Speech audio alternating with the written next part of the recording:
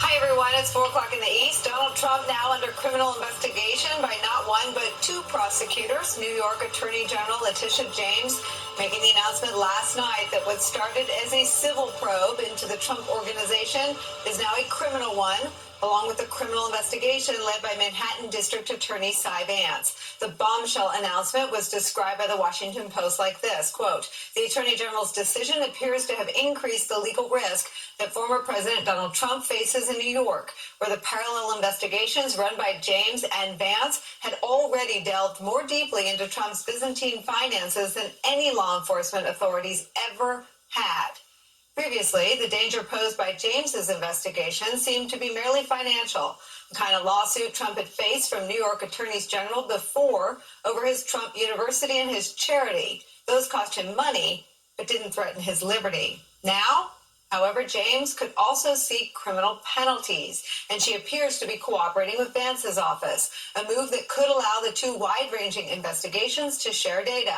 And just a reminder of the trove of data and evidence already in their hands. The U.S. Supreme Court in February cleared the way for the ex-president's taxes to be turned over, and investigators have had access to Trump's tax records since March. The twin probes have also benefited from Michael Cohen and his in-depth knowledge of where the bodies are buried during his decade with the Trump Organization.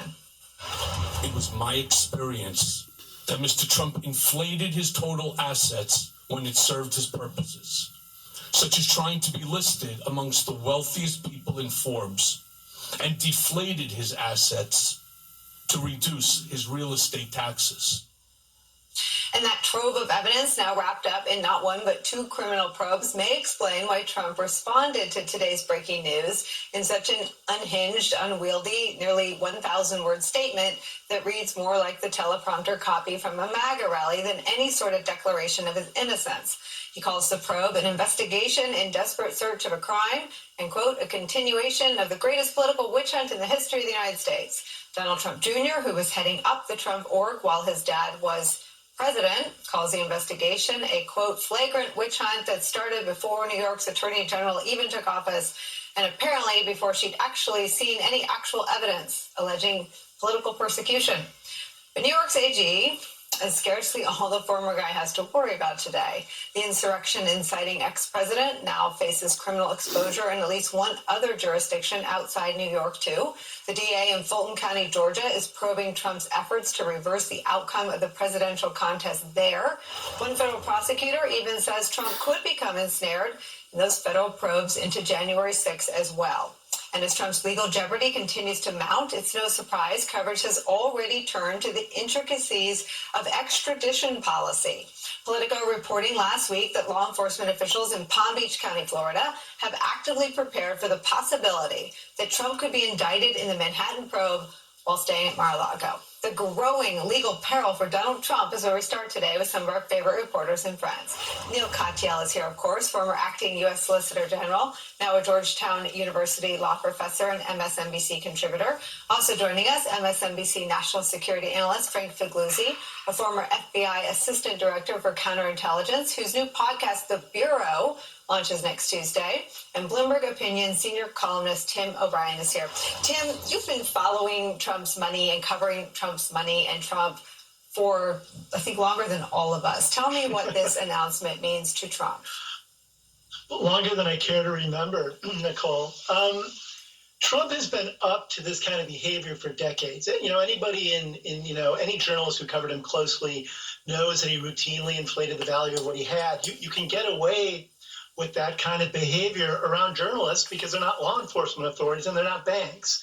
And the new dimension in all of this is the issue as to whether or not he lied to bankers about the value of what he had in order to get loans, and then turned around and told tax authorities that what he had was worth less, so he could take tax write-off, get more generous tax benefits from the properties.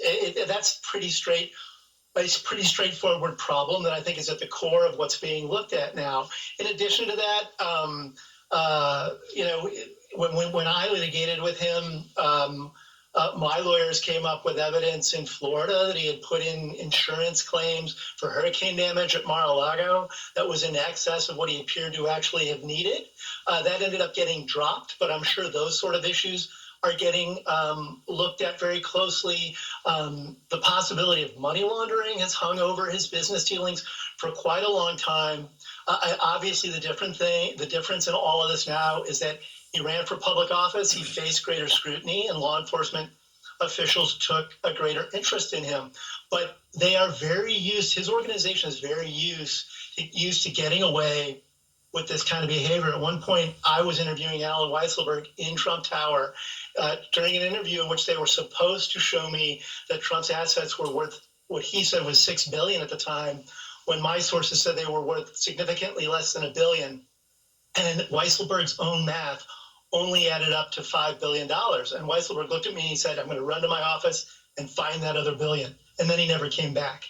Again, you can get away with that. You can get away with that with a journalist, but law enforcement officials and bankers are going to take a different view of that kind of behavior. Well, let's turn to Weisselberg and Cohen with you, Neil Katyal. I want to read this from NBC News' reporting. The Trump Organization investigation stemmed from allegations made by Trump's former attorney, Michael Cohen, who alleged when he testified to Congress in 2019 that Trump had deliberately provided incorrect valuations of assets in official documents. NBC News has previously reported, citing a source familiar with the investigation.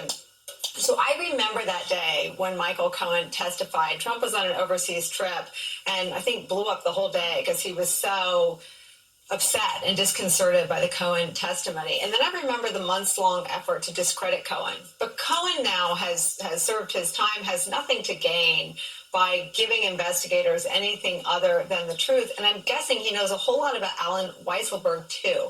So talk to me about Cohen as a witness and how much time they've had now to corroborate the kinds of things we just played from that testimony.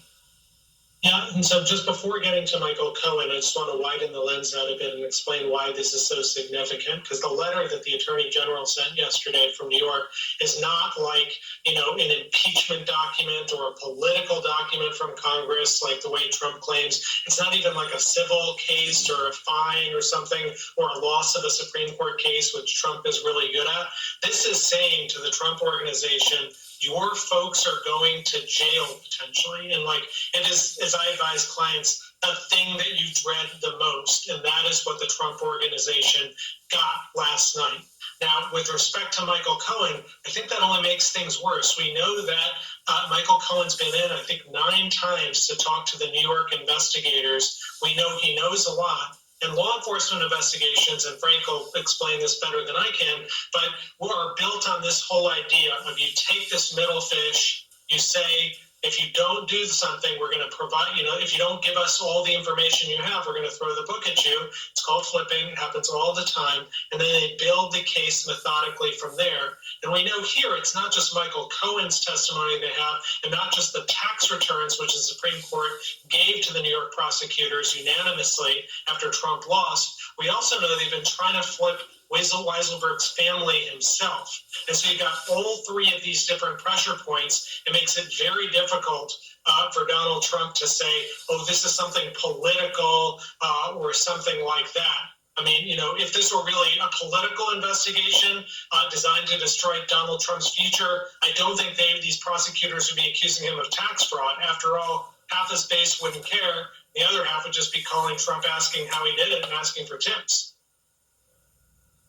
Neil Katyal, why do you think Donald Trump didn't pre-pardon Alan Weisselberg and Michael Cohen to avoid them? Is it because these are state investigations and it wouldn't have shielded them there? Or, because Donald Trump's statements after his loss in November suggest that he knew exactly what his criminal exposure could become. Right. So we know for Michael Cohen, Donald Trump used the pardon power in the way that King George III used the prosecution power. He used it basically to reward his friends and to attack his enemies. Michael Cohen was an enemy, so no matter what, Cohen wasn't getting it. Weisselberg's a different story, but here's where the genius of the New York State prosecutors and the Manhattan District Attorney has been all along. They've known that the pardon power under our Constitution that Donald Trump wielded so destructively, but it doesn't extend to state and local crimes. And here, the New York Attorney General's investigation is significant because the New York Attorney General has the power to enforce something called the Martin Act, which is pretty much the most vigorous, strong criminal law against fraud and corporate fraud in any state in the country. And so I suspect what's going on here is a marriage of the existing tax investigation and the other things you just heard about, coupled with this new Martin Act investigation. You know, Frank Figliuzzi, just listening to Neil on the pardons, you know, he also used the pardons to buy people's complicity in thwarting investigations. That's how he used them with Stone and with Manafort. There's reporting that John Dowd dangled pardons in front of Manafort at the very, very beginning of the Mueller probe. I think only George Papadopoulos had been charged when that report first came out. And I wonder if you can sort of pick up this thread of all this exposure Trump has, the public statements that suggest he knew of that. The statements they put out today are just rehashes of here's actually, let me play this. This is Trump sort of moaning in December about the investigations into him. Let's listen. Mueller was looking at your finances, your family's finances, unrelated to Russia. Is that a red line? Would that be a breach of what his actual... I would say yes. Yeah, I would say yes. But if he was outside that lane, would that mean he'd have to go? Would you No, I think that's a violation. Look, this is about Russia. But what would you do? I can't answer that question because I don't think it's going to happen.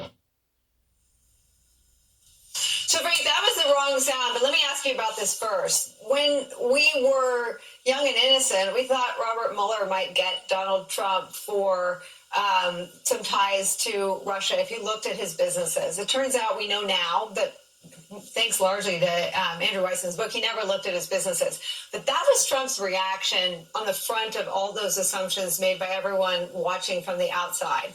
Trump saying to reporters from the New York Times, ostensibly so that Robert Mueller would hear them, that he would view it as a red line if anyone looked into his business conduct or his businesses, saying this is about Russia, my businesses are over here. It's along the same lines of what I'm going to show you next. His almost an ally of his calls it reptilian instincts for self-preservation. He himself knows that it's not pretty under the hood.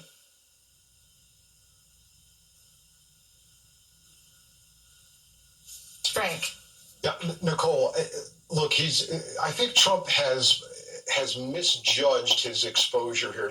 There's hubris here, and there's just bad gambling luck. So with regard to folks like Manafort, Stone, and others, he believed that he could control them, that they were loyal enough to him, or disloyal enough that he didn't trust them, that he needed to dangle the pardons. He needed pardons and commutations. I think he's misjudged Weisselberg and others. I think he thought he was Teflon. This wouldn't happen. He was emboldened by Mueller not going after finances, and I think he's misplayed this.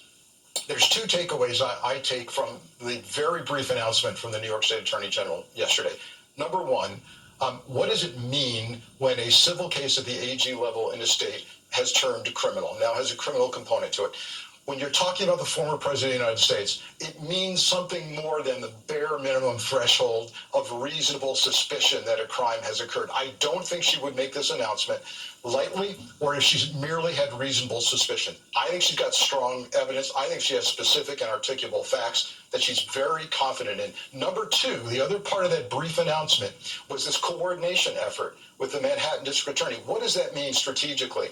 It means that when you're investigating some of the same people, and their same people are criminally exposed, and the same other people might be your informants, your cooperating witnesses, you've got to come together as two prosecutive entities and not speak at opposite ends, right? You've got to offer people the same deal. You really need to coordinate your intelligence. And if the same people are exposed, you've got to figure out the division of labor. Who's going after Trump personally? That appears to be the DA in Manhattan with tax issues. Who's going after the organization? That appears to be the AG. But make no mistake for your viewers, just because it's an organizational prosecution does not mean human beings in that organization can't go to prison as part of that case. In fact, as part of most white-collar crime cases against corporation, there is heated discussion, often between agents and prosecutors, about whether or not someone deserves to go to prison. And what do they look at for those criteria? Are there things in place to have prevented this? Was this a one-off, an anomaly, or is there more systemic fraud? Is there evidence of intent? My message to the Trump family who are officers in the organization today is, if you don't all have separate lawyers representing you on the organization case, do not trust that one organization attorney who represents the organization's interest to represent your interests. It's time to separately lawyer up and realize that you may have different interests than your brother, sister, or father.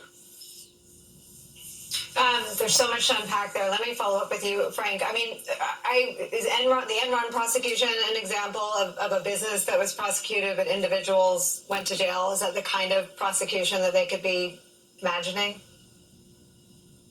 Yeah, absolutely. In the majority of big corporate white-collar cases, there's a fine levied. The corporation's trying to get it right. They slipped up. There were some low-level people that screwed up, even intentionally, and you don't see CEOs and officers go to prison. But in a case like this, if they can show systemic fraud, knowledge, intent, no fiduciary responsibility mechanisms in place, just no one really caring about things getting done right, and if the intent goes to the top, you're going to see people go to prison.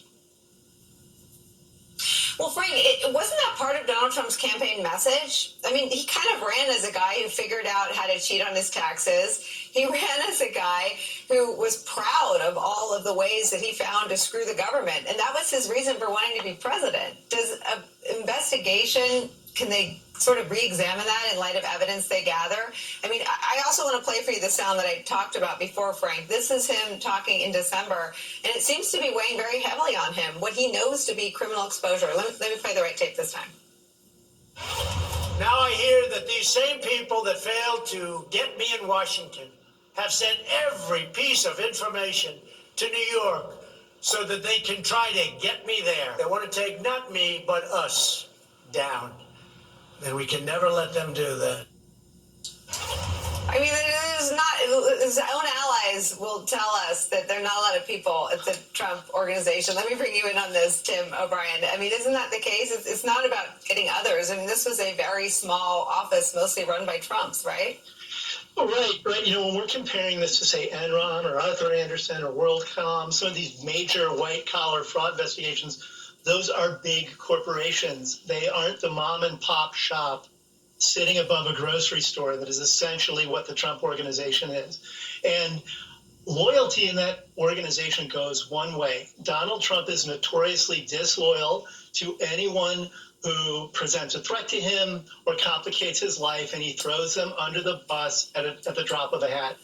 Alan Weisselberg has been loyal to him for decades because they are bound by money. They're not bound by emotion. And now that Tish James has extended her investigation into a criminal probe, it changes the outcome here. A civil case has a financial penalty. A criminal case can land you in prison. And everyone inside that organization now is weighing how much it is in their own self-interest to protect Trump when the paycheck or the money at the end of the day doesn't actually equate with your own personal freedom.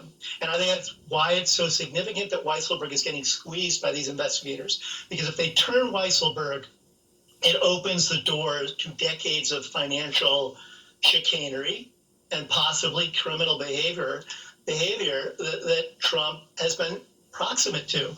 And then they'll have to show that he had knowledge of it. That's going to be a hurdle. But as I think Frank and Neil both said, I don't think Tish James would have gone down this road if she didn't believe she had strong evidence in hand that showed someone within the Trump organization had knowledge of a crime, and they're going to leverage that to move up the food chains. Neil, it just opens a million questions about what happens next. I mean, would you predict that behind the scenes there's a lawyer for Donald Trump trying to work out what would happen if he's indicted and charged? I mean, what do you think is happening that we can't see? Hard to imagine Donald Trump has a lawyer because every lawyer he has quits on him or something because Trump stiffs him and doesn't pay the bills. But maybe he found someone. And anyone worth their salt absolutely would be asking exactly that question. And yeah, I suppose Donald Trump is sitting there taking comfort in the fact that most corporate cases don't result in jail time. But I think Tim's point here is a really important one. And the DNA of publicly traded big institutional companies is compliance with the law.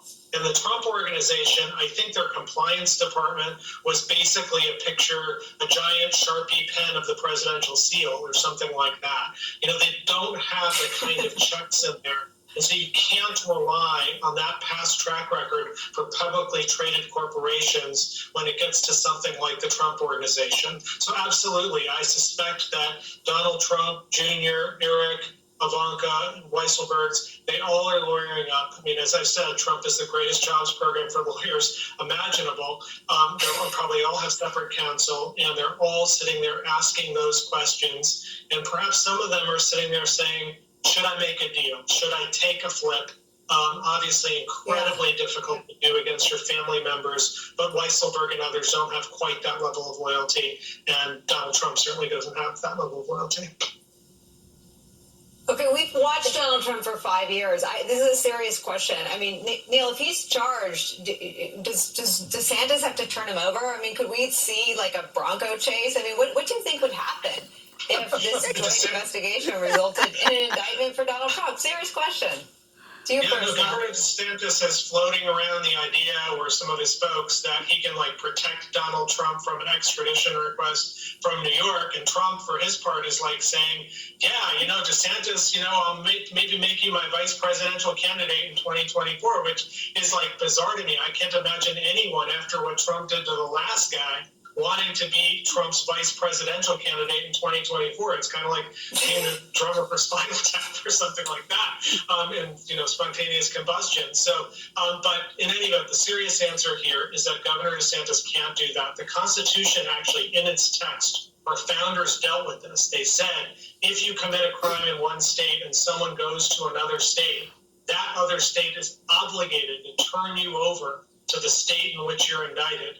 And Congress in 1793, one of the very first things it did was pass the Extradition Act about that. And there are no exceptions. So it's not like extradition with a foreign government, in which something like has to be a crime both in the foreign government and in the United States. That's often by treaty. No exceptions in this. Trump and DeSantis can try this gambit. It's not going to work. It will lose 9-0 in the Supreme Court every day of the week.